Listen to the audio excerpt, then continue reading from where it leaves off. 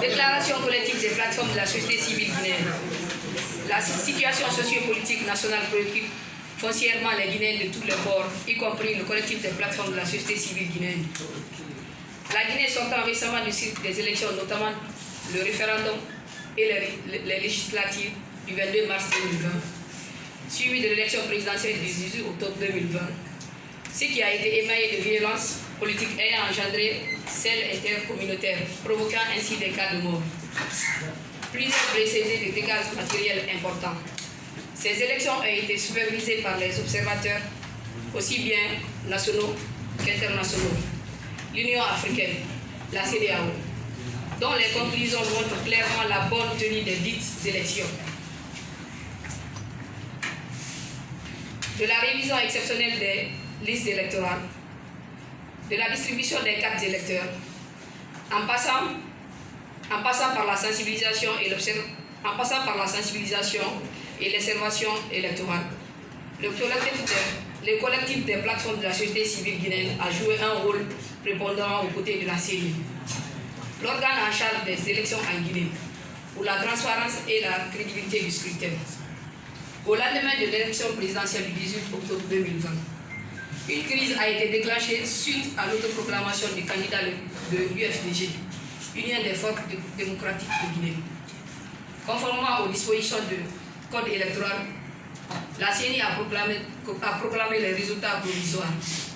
La Cour constitutionnelle, après avoir examiné les recours, a rendu son arrêt proclamant la victoire du candidat du RPG Arc-en-Ciel. Le collectif des plateformes de la société civile, fidèle à sa mission de veille, d'alerte, d'interpellation et de proposition, tient ce point de presse pour la contribution à un dénouement heureux de la situation sociopolitique en Guinée. Nous, de collectif, constatons avec amertume que depuis 2007 jusqu'à nos jours, le consensus, entente, accord en Guinée n'a jamais favorisé le respect et l'application des lois de la République pour une bonne gouvernance de la cohésion sociale. Suite aux violences et dégâts enregistrés, des pertes en vies humaines et des dégâts matériels importants, suivi des arrestations des présumés auteurs, nous exigeons des enquêtes sérieuses et approfondies pour une justice équitable pour que désormais force reste à la loi.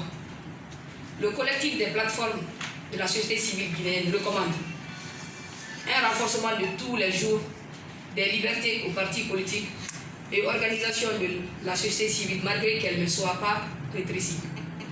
L'ouverture immédiate par le Premier ministre d'un cadre de dialogue qui prendra en compte la participation de tous les acteurs sociopolitiques. La mise en place d'une commission d'enquête nationale pour examiner les exactions commises de 2007 à nos jours, et ce, dans un bref délai, dont la vice-présidence sera assurée de facto par la société civile. Par ailleurs, le collectif des plateformes de la société civile guinéenne se désolidarise de toute idée de dissolution d'une quelconque institution de la République qui pourrait être assimilée à un coup d'État institutionnel, pendant que la Guinée n'est pas en transition. Nous notons que ce comportement de positionnement est prétentieux, belliqueux, utopique et même anachronique. Considérant que le président élu est libre, conformément à la Constitution, de former son gouvernement, le collectif des plateformes de la société civile guinéenne plaide pour la proposition d'un gouvernement de cohésion sociale pour une paix durable. Il est inopportun d'envisager une quelconque révision de la Constitution actuelle. Cependant, le collectif des plateformes de la société civile guinéenne souhaite, dans l'avenir, l'introduction de la candidature indépendante au cours d'une prochaine révision. À la lumière de ce qui précède, le collectif des plateformes de la société civile guinéenne reste résolument engagé pour le respect des valeurs démocratiques et républicaines. Vive la Guinée, vive la démocratie, vive la société civile guinéenne. Nous vous remercions. Voilà. C'est sur ce mot, mes amis journalistes.